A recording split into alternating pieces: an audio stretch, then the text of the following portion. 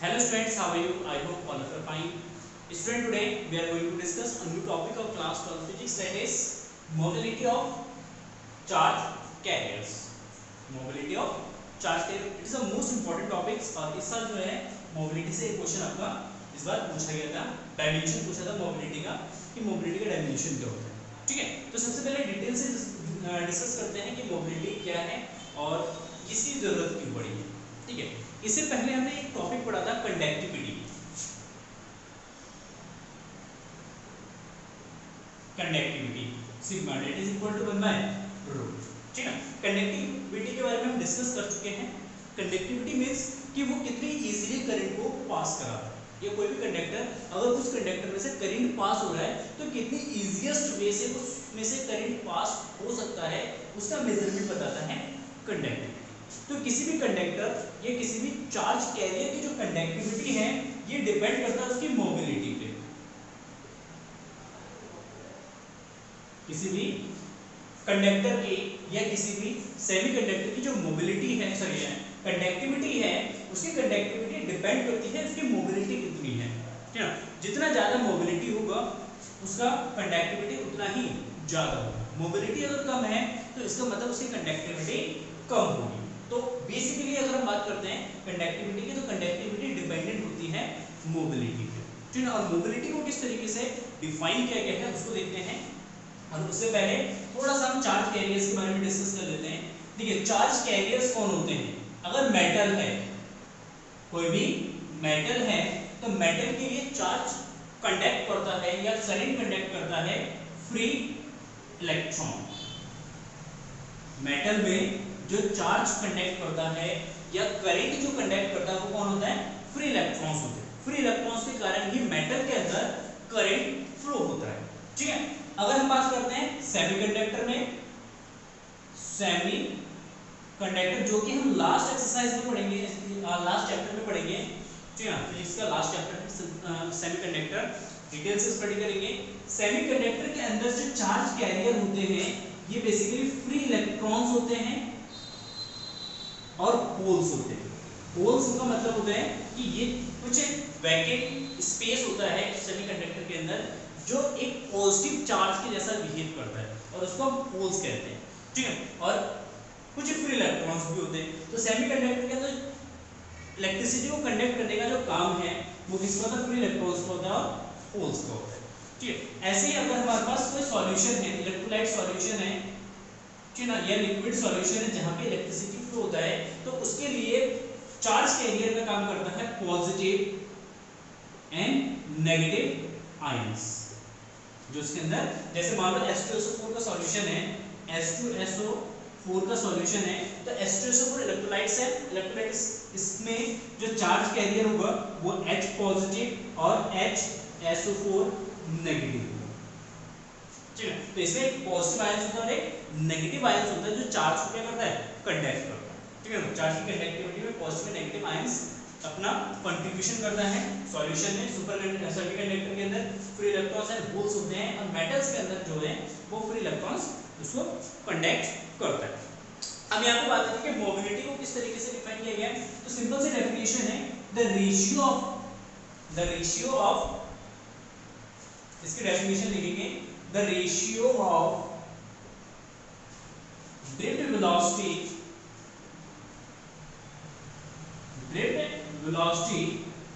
to the electric field which is applied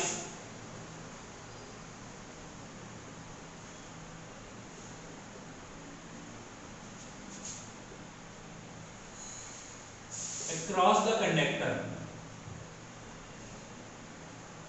is called mobility.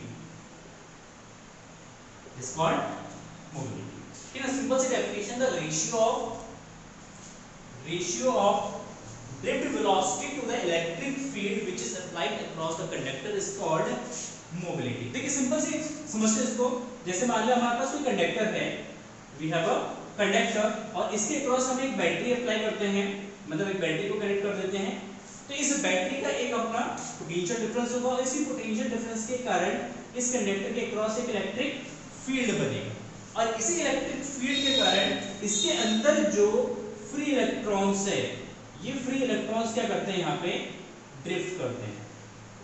Free electrons यहाँ पे drift करते हैं। तो इसकी जो ड्रिफ्टिंग वेलोसिटी है फ्री इलेक्ट्रॉन्स की, ये ड्रिफ्टिंग वेलोसिटी डिपेंडेंट है इलेक्ट्रिक फील्ड पे, because we know that the drift velocity Vd is equal to q e tau by m, मतलब Vd is proportional to e, Vd is proportional to e, मतलब drift velocity जो है e के proportional है।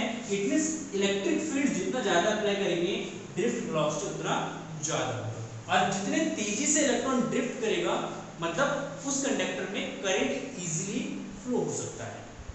Again repeat करता हूं, जितना ज्यादा इलेक्ट्रिक फील्ड होगा उतना ज्यादा ड्रिफ्ट करेगा इलेक्ट्रॉन, उतनी ज्यादा ड्रिफ्टिंग वेलोसिटी से इलेक्ट्रॉन मूव करेगा, और जितनी ज्यादा ड्रिफ्टिंग वेलोसिटी से इलेक्ट्रॉन मूव करेगा तो इट मींस वो कंडक्टर उतना ज्यादा अच्छा है, इसका मतलब उसकी कंडक्टिविटी उतनी ज्यादा है।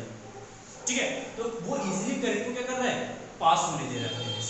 ठीक है, तो इसको हम दूसरे तरीके से भी डिफाइन कर सकते हैं, इसको हम दूसरे तरीके से भी डिफाइन कर सकते हैं। इसकी डेफिनेशन हो सकता है the mobility of charge carrier is the drift velocity, the mobility, और करके दूसरा डेफिनेशन लिख सकते हैं, the mobility of charge carrier, the drift velocity of charge charge carrier is the drift velocity is the drift velocity acquired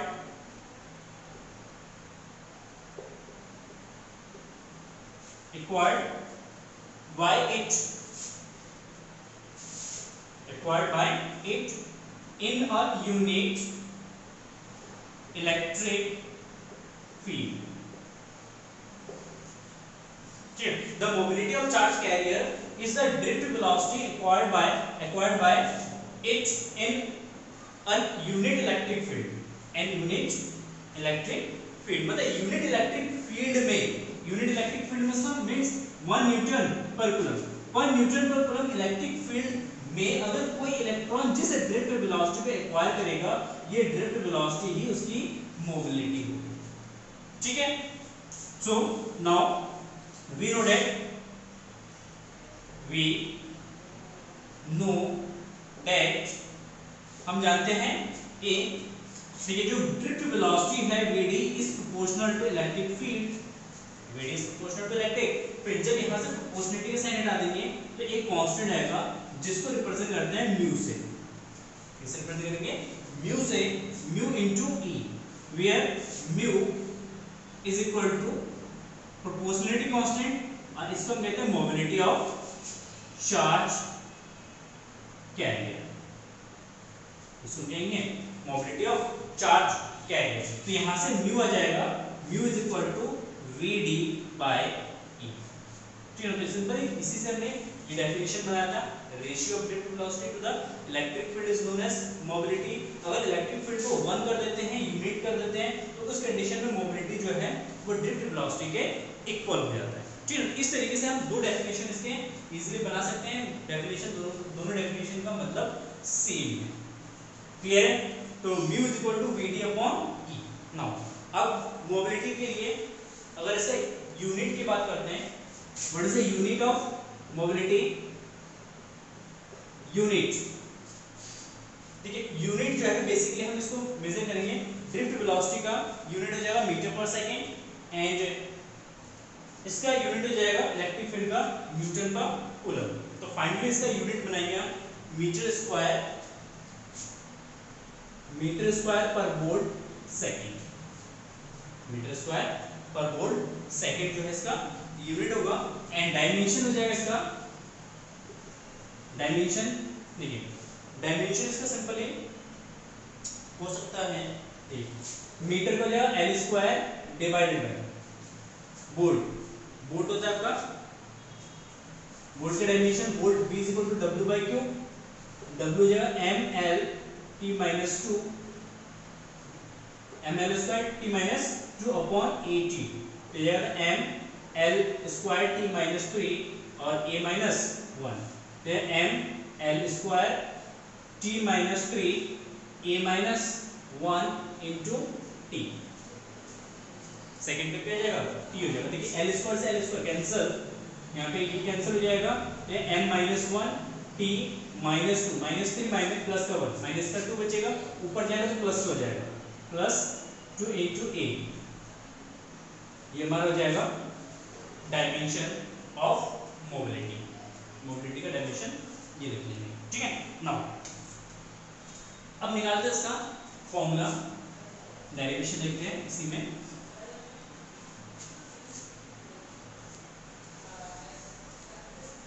देखो mobility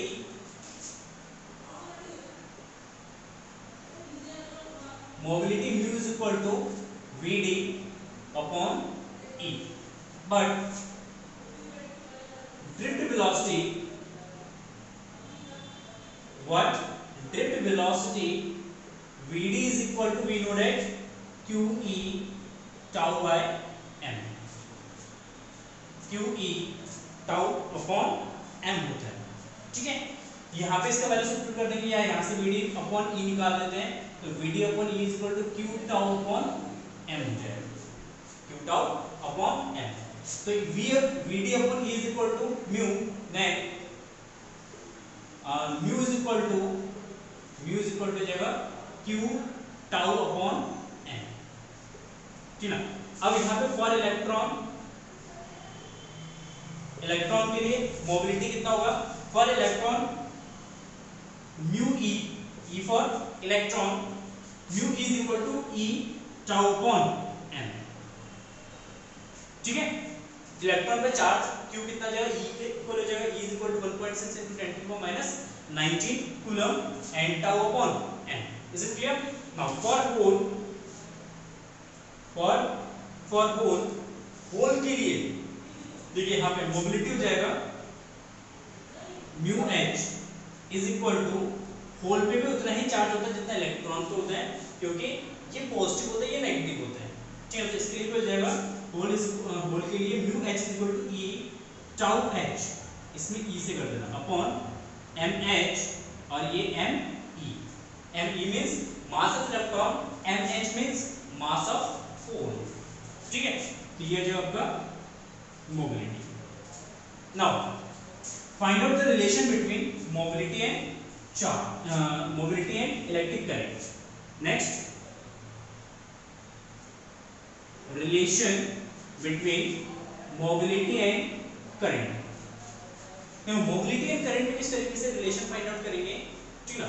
then we know that mobility mu is equal to V D upon E and current, electric current is equal to, we know that the relation between the electric current and drift velocity is I is equal to NEA VD, NEA VD।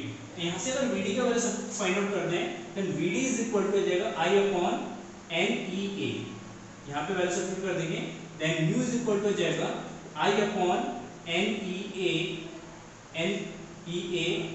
E, then I is equal to हो जाएगा यहाँ पे NEA E into mu, and this is known as the relation between current and mobility। अगर मान लीजिए electric field हमारा सारी चीजें यहाँ पे कांस्टेंट है, then I is प्रोपोर्शनल होगा mu के, तो इसका मतलब मोबिलिटी जितना ज्यादा होगा इलेक्ट्रिक करंट उतना ही इजीली उसमें से फ्लो हो सकता है। क्लियर है ना। यहाँ पे mu E यूज कर सकते हैं क्योंकि इलेक्ट्रिक करंट इलेक्ट्रॉन के करंट फ्लो होगा, यहाँ पे म्यू यूज कर सकते हैं, ठीक है। क्लियर है। तो ये दो इक्वेशन इसको नोट कर लीजिए। नाउ ये तो हो गया फॉर मेटल। अगर हम बात करते हैं फॉर सेमीकंडक्टर,